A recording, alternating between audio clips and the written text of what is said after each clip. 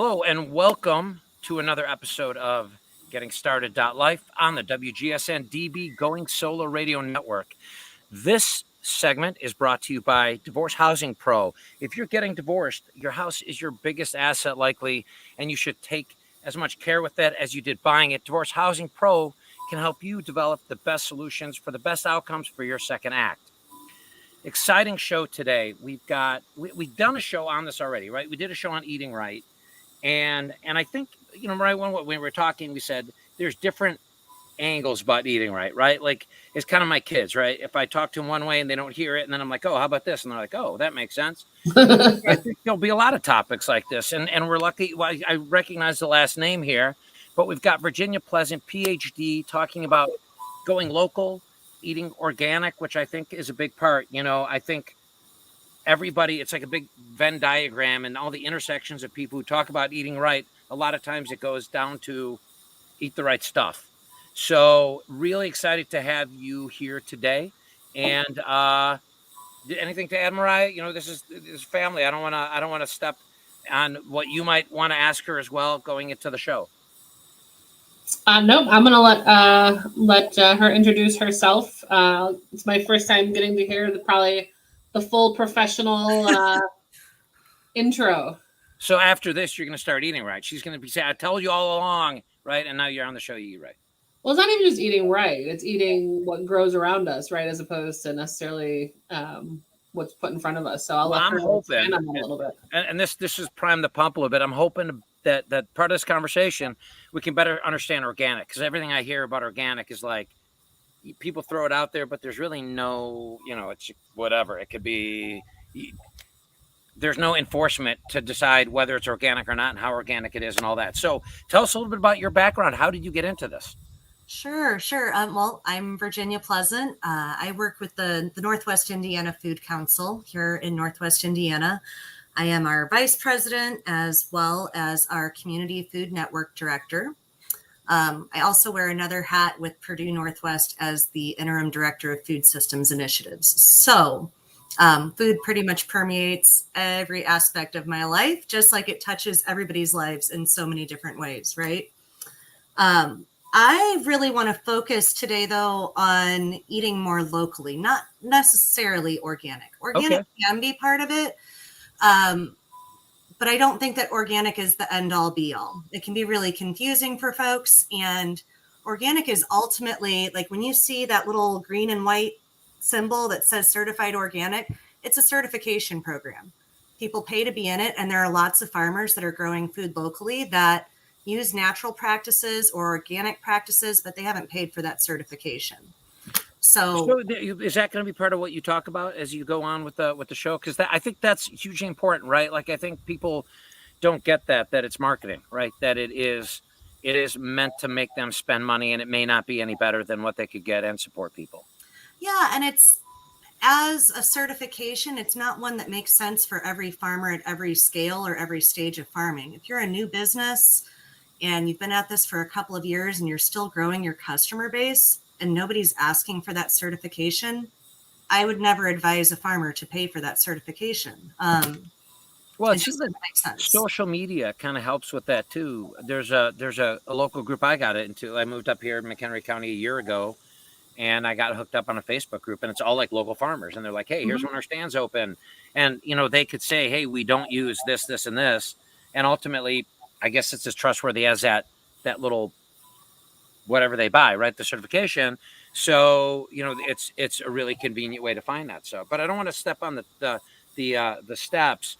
How did you get it? Why local? Like, how did you get into that as your passion? It's funny.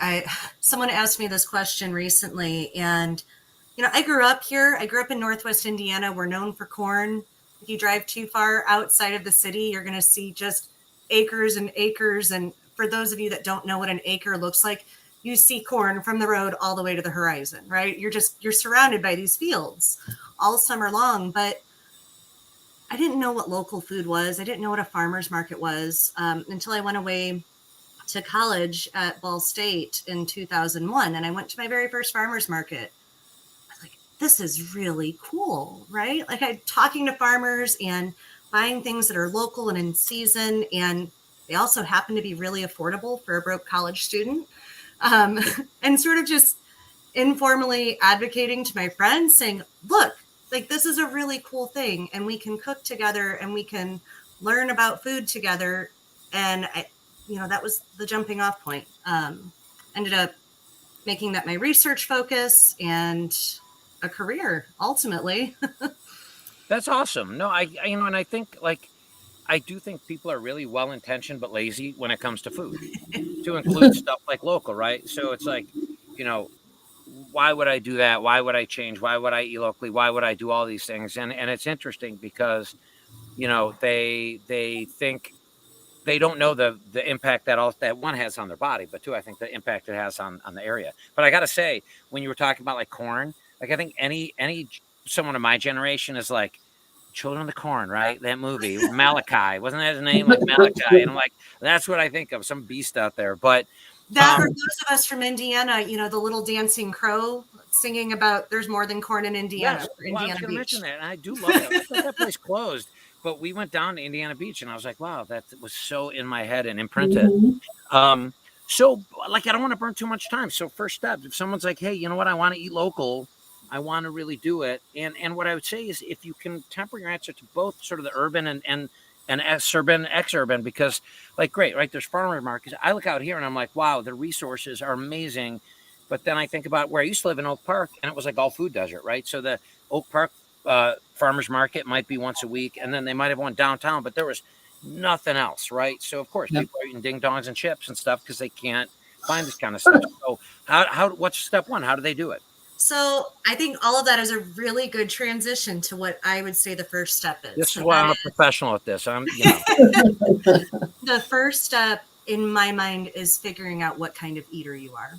Okay. And I mean a few things by that. So first of all, like thinking about the things that you like to eat that taste good to you, the time that you have to cook, how much you might rely on convenience foods, whether you actually like to cook. Some people like to go to a restaurant or do carryout, or they have to for whatever reason.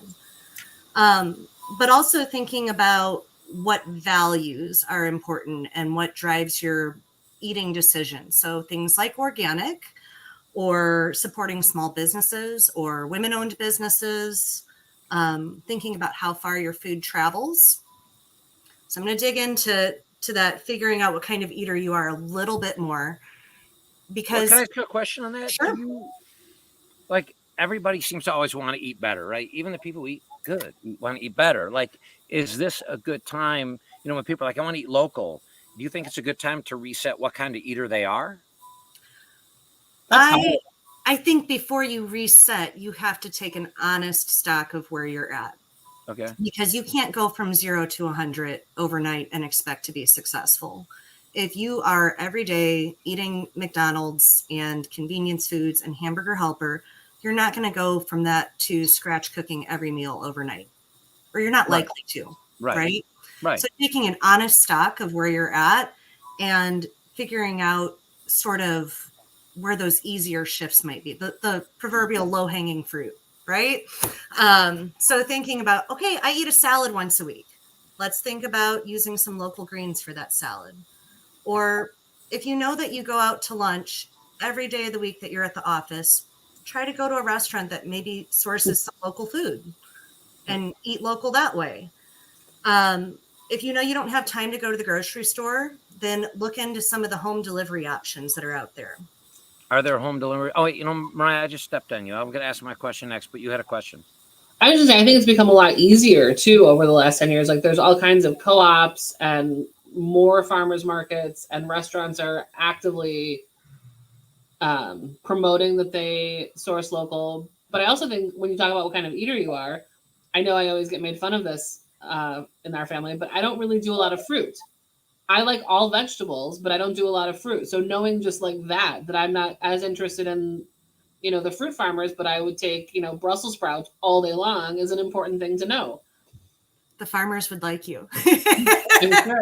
Those Brussels sprouts, the chard, those are the things that don't always sell at market.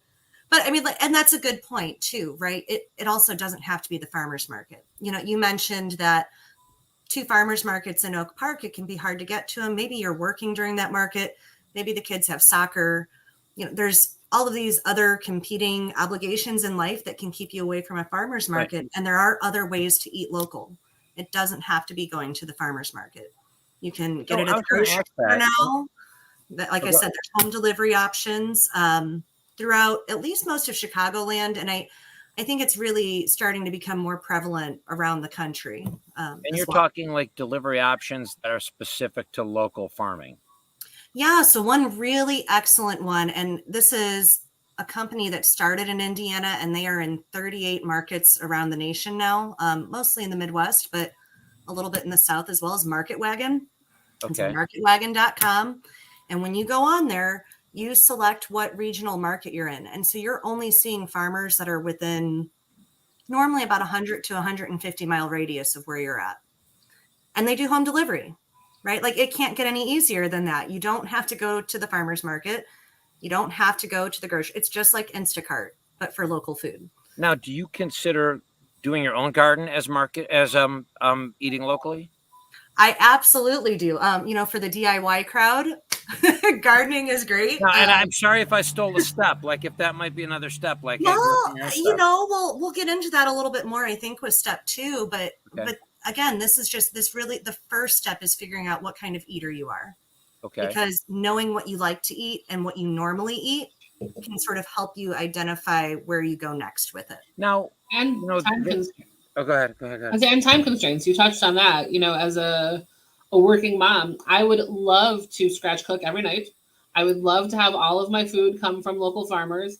I would love to do all of that. But the reality is, like you said, when I'm running from one place to another, it's just not going to necessarily happen every night. And so to find ways to plan around that and to plan with that is important.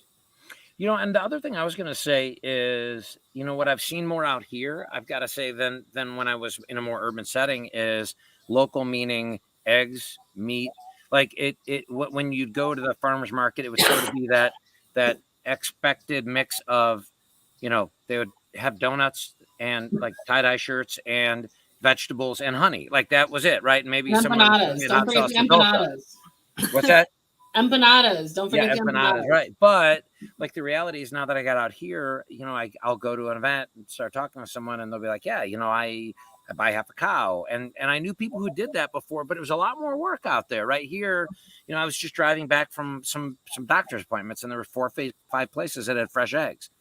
Mm-hmm. So I think the other eating locally part, I think people immediately go vegetables as opposed to there's like this other really, really, I think, significant scope. And if they're big meat eaters, knowing it will still be more expensive, right? Like I think people like cheap meat that they don't know where it comes from, where then they go, oh wow, good meat is really expensive. And I'm not doing anything weird with my arm. My dog is sitting here. I was watching myself and I'm like, whoa, that's kind of weird. But what would you say about that? Like, does it make sense for people to maybe start with something like meat and try and do that locally? Again, I mean, that depends on what kind of eater you are. I like that you brought up eggs, though. I call eggs the gateway protein for local. Because, right, like you can get local eggs for $4 or $5 a dozen, sometimes $6 a dozen if you're in a more metropolitan area. At the end of the day, like if you're at the grocery store and you are buying, and I'm going to use, these are Indiana Midwestern prices. I know it's higher out on the coasts, but if you're at the grocery store and you want pastured eggs, you're going to pay the same price and it's not local. So why wouldn't you just buy the local eggs? And even at $6 a dozen, that's 50 cents an egg. It's something that maybe comes with a little bit less sticker shock than a, $20 a pound grass-fed ribeye. But there's a place for that too. And I think that thinking really intentionally about the meat that we put into our bodies, like you said, the stuff at the grocery store, you may not know where it came from. Oftentimes, especially the ground stuff, there's a lot of fillers in there. You're not getting that when you buy local meat. And so you are paying a little bit more, but you're paying farmers that are paying themselves a living wage. They're using practices generally that are better for the environment. It's not traveling as far. It's not sitting in a giant storehouse freezer for months before it gets to you. So can I ask you a question though? What's the framework for that evaluation? Then we got to get to step 2. Is the framework like saying, I'm going to go to the store and I'm going to like take a picture of or come up with a list of what I bought and then highlight the things that would be easily obtained locally? That could be one approach. I would really just start with, like, be honest with yourself. Do you cook? Or do you never cook and everything is carry out? When you cook, are you cooking from scratch, or are you using, like, the meal kit box starters, right? You can still work within that. Or are you doing Blue Apron or something like that, right? So figuring out what you actually do, what your habits look like, will help you figure out what those next steps are. And that is my step 2, is use that framework to find your entry point. And your entry point, it's going to look different for everybody. Start where you're at. Again, if you eat salads every day, sure, focus on the produce that's at the farmer's market or through your home delivery service or at the grocery store. If you never eat a green thing, like a green thing never touches your plate ever, and you eat steak every day, then you're not going to start with vegetables, because that doesn't make sense. If you never, ever cook anything, then look at the restaurants that are sourcing locally, or, there's sort of a growing market for businesses that do like a heat and eat with local products. We have a few of them here in Northwest Indiana, where it's like the whole thing is put together, just like what you might see at the grocery store, but they used local ingredients. And so you're able to just grab that for the busy working mom or dad or caretaker on your way home from work, throw it in the oven or the microwave or whatever you're using, and you're still eating locally with fresh ingredients, but in a way that's more convenient and conducive to your lifestyle. So, and then, like you said, for the gardens, for the DIY crew, right. that have the time and have the inclination and like getting their hands in the dirt. Well, the one I would add, because this is my thing, is knowing what's easier to grow. Like, I did a lot of leaf vegetables this year, and it was just a disaster, right? I didn't know how to harvest them, and you harvest them early, and I was like, okay, like I make a mean pepper, I make a good, I grow a mean pepper, I should say.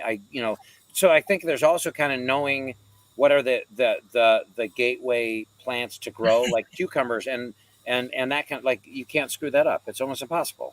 So if you can make that work, then it's a little bit easier, because I think some stuff's way more advanced.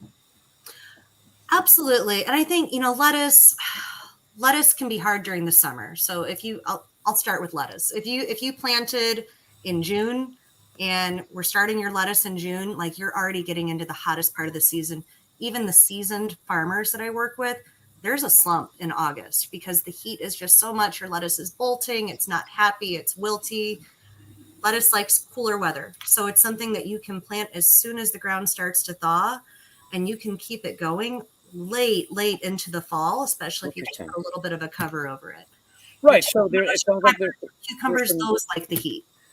Do you recommend, again, I found social media, like, I hate it for many, many things, but then there's like stuff where you're like, oh my God, I never would have found either this person who can help me and mentor me on something, or, a group where you've got access to farmers or whatever. Is that a good way when you're talking about taking that next step and figuring out the how, right? Is that a good way to go? For gardening specifically, or growing your own food, absolutely. I mean, there's a billion Facebook groups out there, and there's some that are like local or regional. I'm in one, Northwest Indiana Gardeners, and I've gardened for years. And you have folks in there that just planted their first seed to people that have been doing this for 30 years. Yep. And I still learn things. Every month there's something new in there that, like, I didn't know. But there's YouTube tutorials out there, and all different kinds of groups. But I mean, I think to the larger point there of just finding your community, that applies to just eating local too. There's food councils out there, and other volunteer opportunities, community gardens. If you're really into the growing your own, you can literally grow alongside other people that maybe they've been doing this a little bit longer.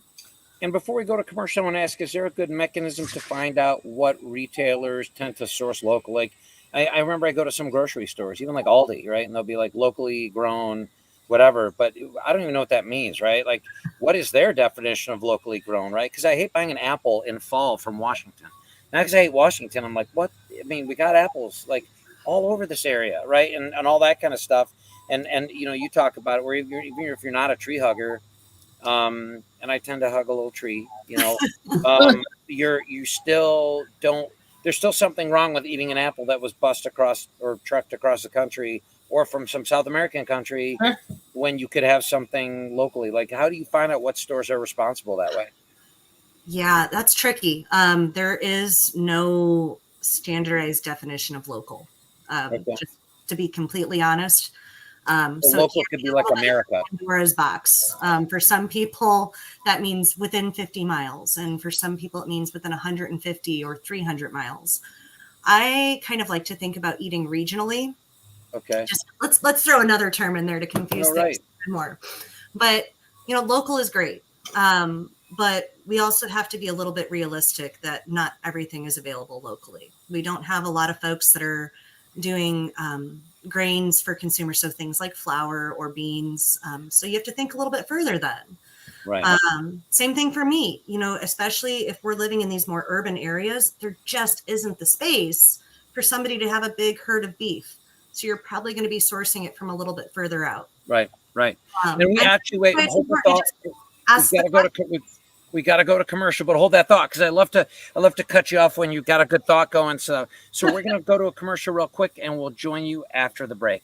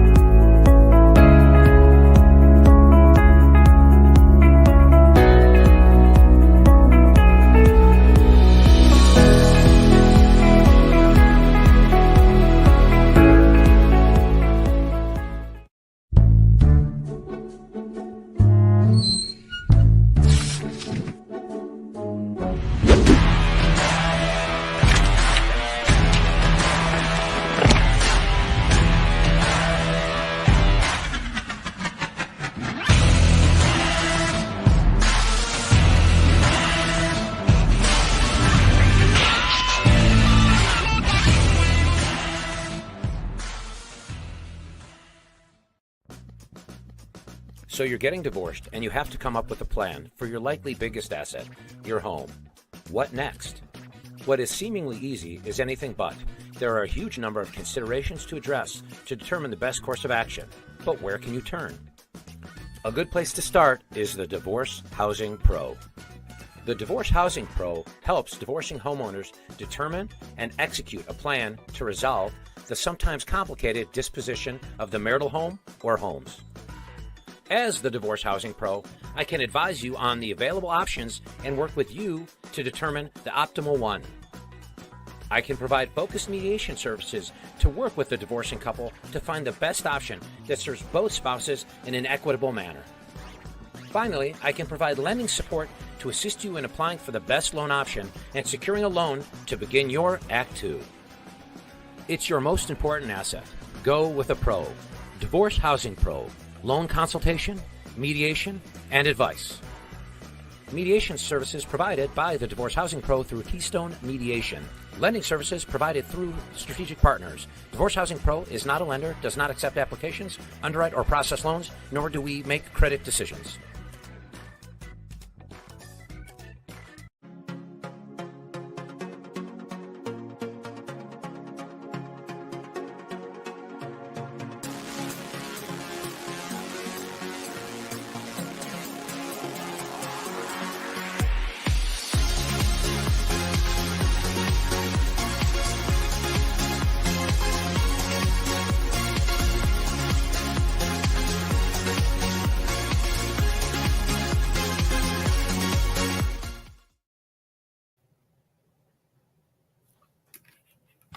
All right, and we are back. Eventually, I'm not going to do that and leave myself on mute. But for those just joining us, you are listening to Getting Started.Life on the WGSN-DB Going Solo Network. Our guest today is Victoria Pleasant, who is a Nope. PhD. What's that? Nope. What I get? Virginia Pleasant. Virginia. I got that wrong. I'm so sorry. You would Virginia know Pleasant. how often I get called Victoria. I You know, know Really? I That's Victoria so in a weird, man. I'm previous so life. embarrassed. So Virginia Pleasant. Ay, veyes mir. And this segment of the show is brought to you by Keystone Mediation, meeting all of your mediation needs, headquartered in Northwest Indiana, but able to mediate everywhere. And for all your mediation needs, give a yell to Keystone Mediation at www.keystonemediation.com. So, Virginia, how about that? Like I got it right that time.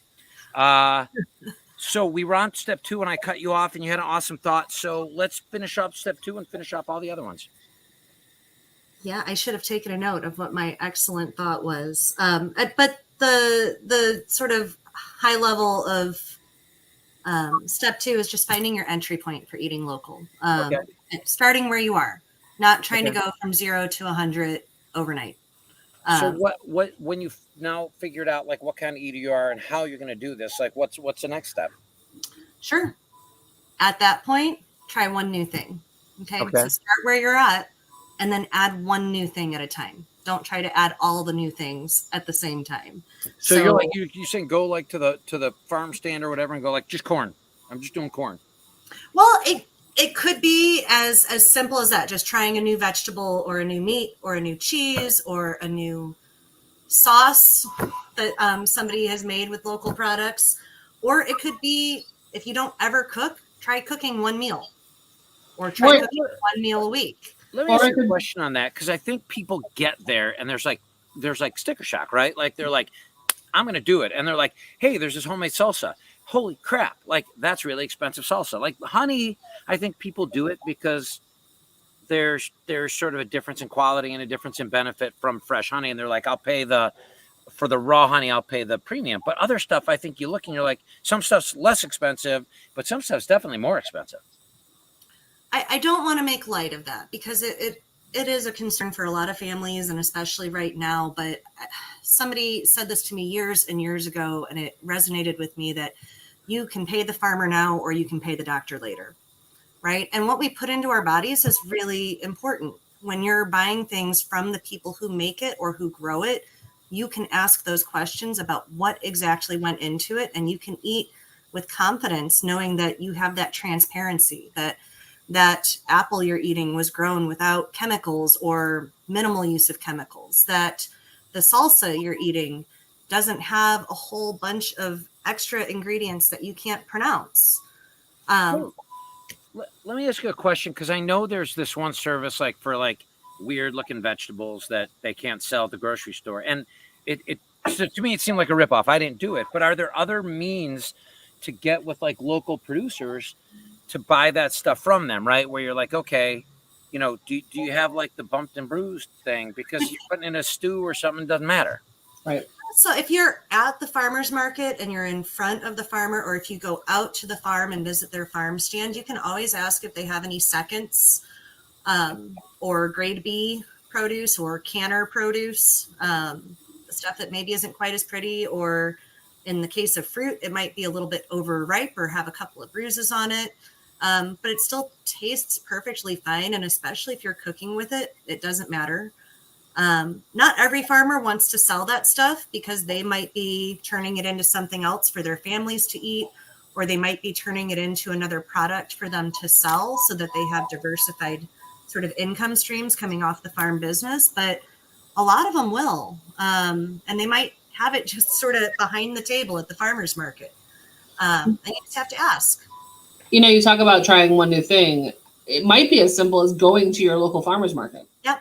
Because I know that we have a couple, where it is. yeah, we have a couple locally, and I promise you there is a large percentage of the population that has not gone, that doesn't even know what the local farmer's market has. Well, you know, and you know what makes me laugh about that is like in the big local picture, like, boy, a new brewery opens. It's like, go get that local beer, like support that, man. But if it means something else, then it's not, it seems like it's less about that, which is interesting. Yeah, people pay a premium for local beer, right? They'll be like, you know what? If you can pay $8 for a beer, you can pay $5 for a couple pounds of apples. Right. Absolutely. So now that they've done that, what would you say is step 4? Think beyond the summer months. So this is like eating local for, you're taking that next step. It's getting a little bit more advanced. And this is, I think for folks that do go to farmers markets, or at least know that they exist, and maybe they live in Indiana or another sort of like climate where winter is really rough, there's this assumption that like the farmers go away in the winter, and they don't. Like they're still here. They're still trying to make a living. And there's still a lot of things that you can eat that were locally grown in January or February when it is negative 20 degrees outside, even in Indiana. Sort of like how there's that few week pause in the summer with lettuce. There's a few weeks pause in the winter as well, but farmers can grow greens pretty much year round, even in Indiana. They use season extension techniques, and I won't go into all the technical aspects of it, but it's there. And there's also storage crops, root veg, all the root vegetables, potatoes and carrots and radishes and celeriac, and there's rutabaga, all different things. Something like squash. Like if squash grows to where like the stem is dry, basically it's almost like indefinite. Like it will keep like forever. All your winter squashes, yeah. Pumpkins will keep all winter long, and you don't just have to carve them. You can roast the seeds. You can make soup. Yep. You can make a pumpkin risotto, all different kinds of things with these produce items that will sit. Mariah's shaking her head. No way. No on that one. Big no on the pumpkin. You will not find me doing any pumpkin. And then apples too. Yes, I read apples. Like if you store them, I think you have to put them in parchment paper or something. If you really want to store them well, and you put them like a little distance away from each other, the chemical in the air that makes them ripen, like that will limit that exposure, and like you can keep apples and well into the wintertime if you have the space to do it. And it's all about temperature and humidity too, right? Like there's a reason why folks had root cellars before they had freezers and refrigerators. So now so your basement or your garage, if you have a spot where you are sure that like mice aren't going to get in, it's a spot to store stuff too. Now, do you think that the local approach that you're talking also applies to things like products, right? So if you're looking and saying, wow, I know that this place is headquartered like in the town over, and I know they use local ingredients in it. Is that also what you're saying when you say, transcend seasonality? Sure. I mean, so this maybe isn't always a popular opinion with the local food set, but I'm not a purist. I don't think it's realistic to be a purist. Nobody is going to give up 100% of their tomatoes and strawberries in January. But what I'm saying is do what you can to eat local and be intentional about what you're choosing. And so that might be, you really don't like salad. You don't want to eat greens. You hate root vegetables. You want nothing to do with them.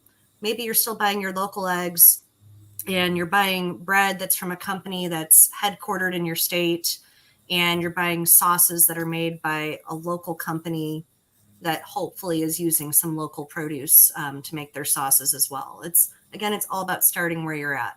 Well, and the interesting, like people, I think, like I don't buy a lot of tomatoes in winter because they're terrible. Like you spend the money and you're like, God, this one looks beautiful. It's going to be the best tomato ever. And you get it home and you're like, it's terrible, right? So you're like, okay, well, I'm not really using it anyhow. So you end up using a lot of frozen vegetables, which, a lot of times I'm sure travel less. I don't know the degree that happens, but I'm sure from a cost perspective, most companies will look and say it makes sense to flash freeze it as close to the area as possible, and then, not go all the way across country to go all the way back the other way.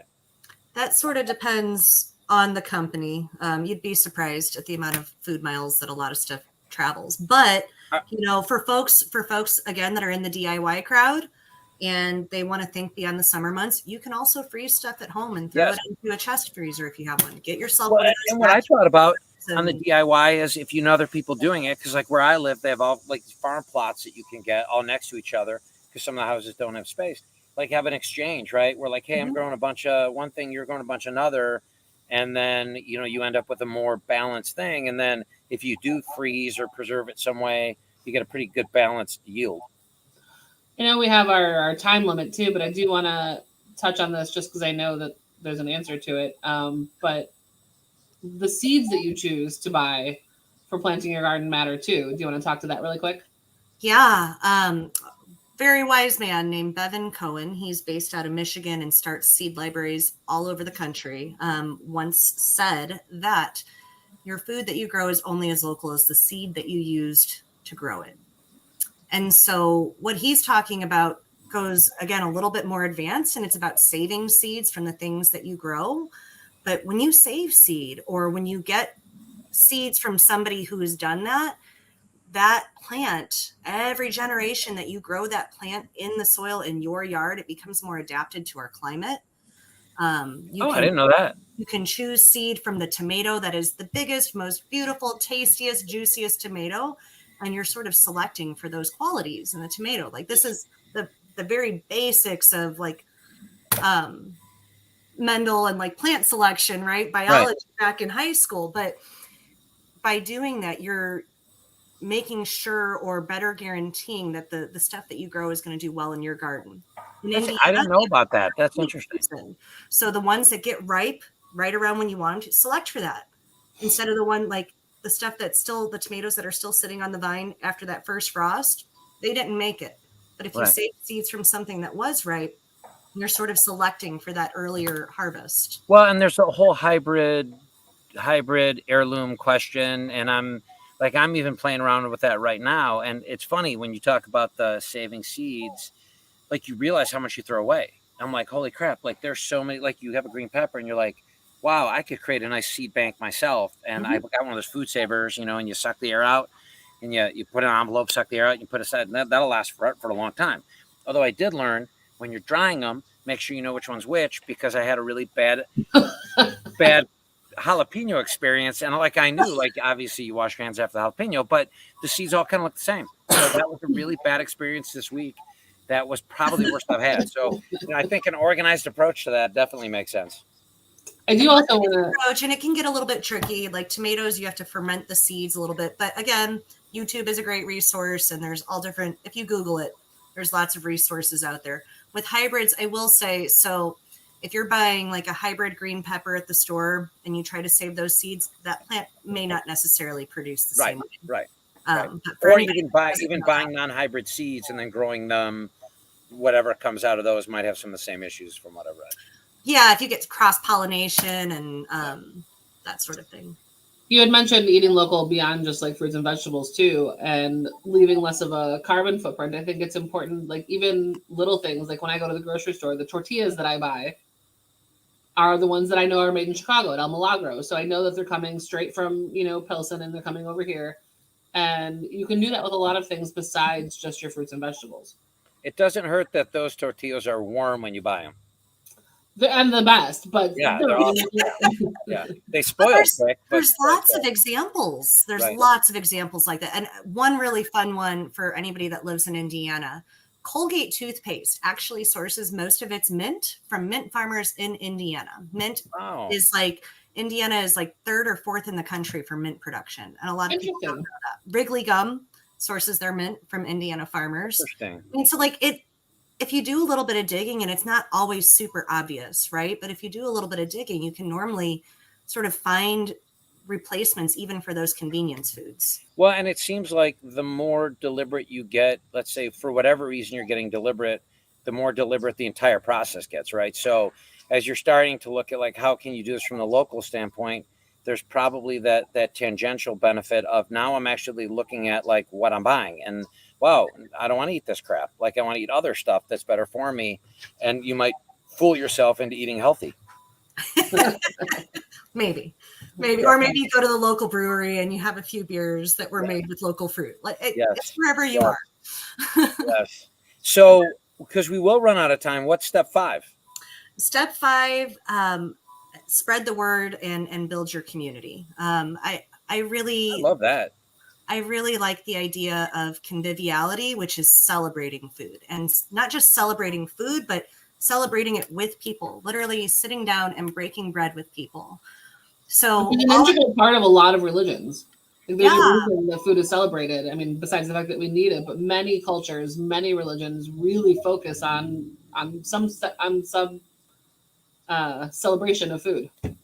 Absolutely. I mean, think about all of the important events that you go through over the course of your life, no matter what your perspective is or where you're coming from, whether it's a wedding or a funeral or what a promotion. Yep. A lot of times you're celebrating with food. And so I think, Right. That's very cool.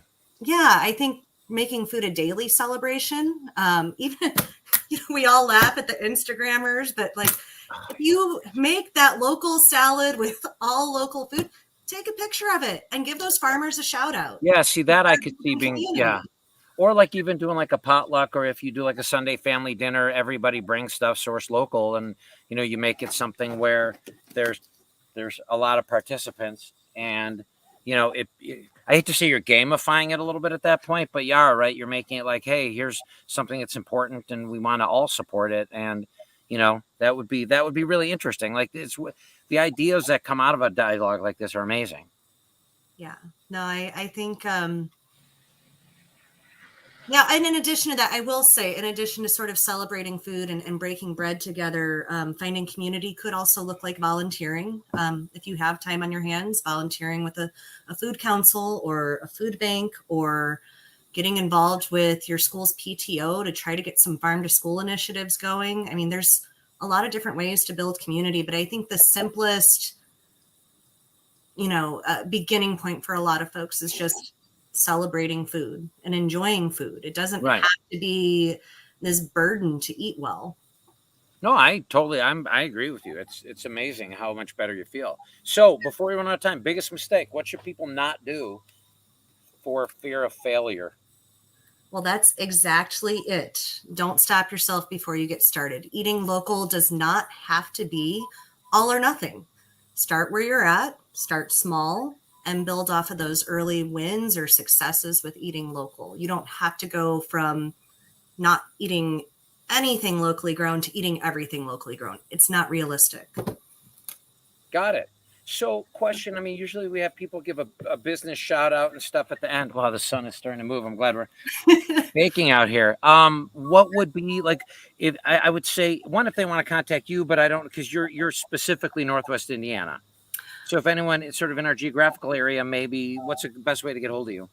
Sure. Well, my email, feel free to email me. It's virginia@nwifoodcouncil.org. You're sure it's not Victoria? Double check.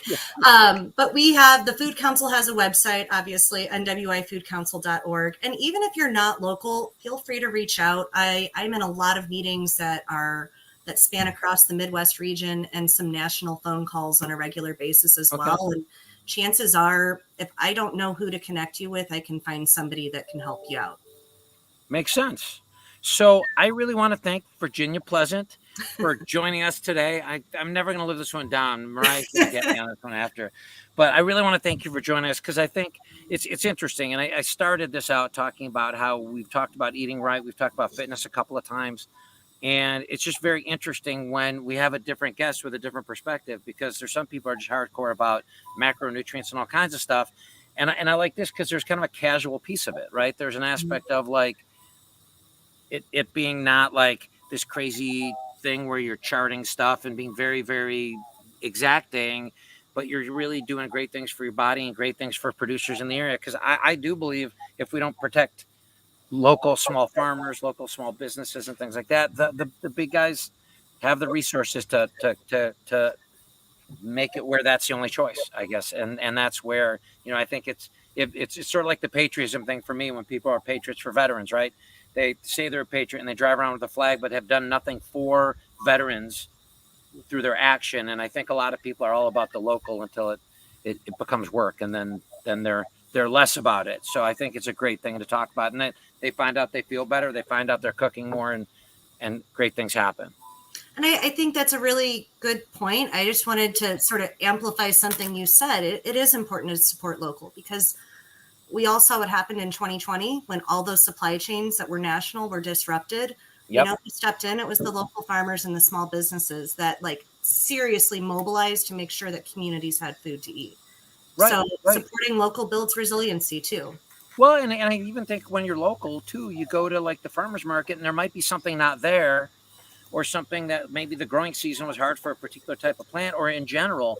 And then it's even more important, right? Because their yield's going to be less and they need, I'm sure, every dollar they can to, I think they take a lot of times there's debt involved. So, there's that ability to help them stay afloat. So really, really want to thank you. I had some other show ideas in my head talking to you, so we'll definitely be following up. But really, thank you for joining. You've been listening to Getting Started.life on the WGSN-DB Going Solo Network. We're a show about new things, starting new things, but having a plan on doing it. What are the 5 things that you should do, and the one thing that you should avoid? If there's something we haven't covered, reach out to us. We'll find the guests. There are people out there to talk about things that you may not even know is a job. And if there's something that you want to talk about and you're a listener, reach out to us. We're always looking for great guests. We record every other Tuesday at noon. We've got some great shows lined up, so definitely give us a listen. Want to thank our sponsors this week, DivorceHousingPro.com. Again, if you're looking at getting divorced or splitting up, your house is your biggest asset. You should really talk to a professional. Reach out to Divorce Housing Pro at DivorceHousingPro.com, and Keystone Mediation. Every type of mediation that you're looking for out there to help you, divorce, civil issues, anything, they can help at www.keystonemediation.com. Thanks so much, and we'll talk to you in 2 weeks. Thank you.